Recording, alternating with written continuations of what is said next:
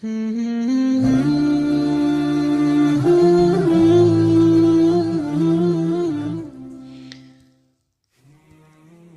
16 ساله با پدرش بحث می کند و خانه را ترک می کند. پدر از قهر به اهل خانه تأکید می کند که نام پسرش در خانه ذکر نشود. مادر باشد هر شب بالشت پسرش را بوی می کشید و خودش را تسلی می داد و شوهرش را بارها برای آوردن پسرش سخن می کند، اما پدر دایم رد می کند. از بین سال می گذرد. زادروز پسر هم می آید. مرد به همسرش می گوید به این سراغه برو و فرزندت را ببین، اما برایش مگو که نشانه را از من به دست آورده ای. مادر تحفه می گیرد و به دیدار فرزندش می رود. دکان تعمیر ماشین بود. فرزندش را می بیند که با تعمیر ماشین آواره می باشد. از چشم مادر اشک می ریخت و به طرف فرزندش دوید. فرزندش را به آغوش گرفت. بعد لحظه پسر تمام عائله را به جز پدر پرسان شد. در آخر به مادر گفت او چی خیل است، یعنی منظورش پدرش بود. حالا هم مرا فهمیدن نمی خواهد؟ حالا هم یک رو است؟ مادر سوالها را به پاسخ ماند و به پسرش گفت بیا به خانه رویم. پسر گفت من با آن نفر یک خانه نمی ایستم.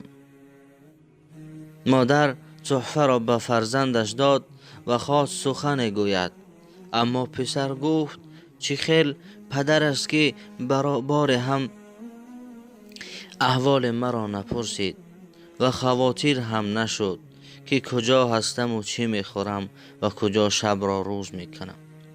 مادر گفت پدرت به من گفت که 2 هفته است رفیق نو پیدا کرده ای و از او دور باش، زیرا آن کس نفری بد است و به تو ضرر میرساند. با دوست قبلیش آشتی کند، زیرا دوست قبلیش صمیمی است. مادر به خانه برگشت و به شوهرش با قهر و غضب گفت مادامی که در کجا و با چی کار بودن فرزندت را میدانستی چرا به من نگفتی؟ معلوم می شود که همه چیز را میدانستی که در خانه بی پروا بودی.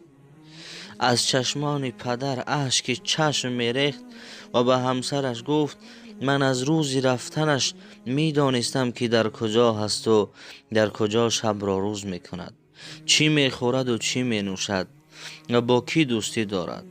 با استایش هم دوستی دارم و کار را برایش خودم نقشه کشیدم. همه روزه تعقیبش میکردم و بعضا به خانه دیر می آمدم. تا شب گشت و گذار میکنی و پروای به فرزندت نداری. من باشم فرزندم را نظارت کردم، اما به تو نمی گفتم. در همین وقت در خانه تق تق می شود.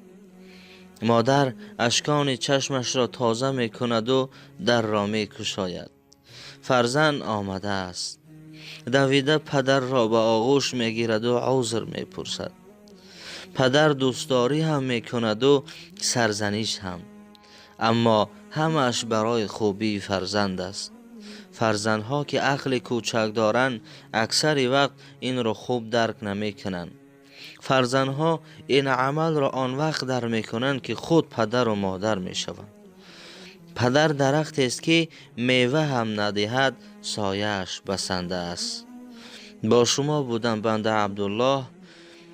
از شما خواهش کرده می شود که فکرهای خود را در زیر این ویدیو بنویسید. دوستانم چی خواهشات دارید، چی خواسته هایی که دارید که در آینده چگونه قصه ها شود، فکرهای خود را در زیر ویدیو بنویسید و بنده کوشش میکنم که تا خواسته های یکی شما را بخوانم و برای شما بهترین قصه ها را پیشکش نمایم.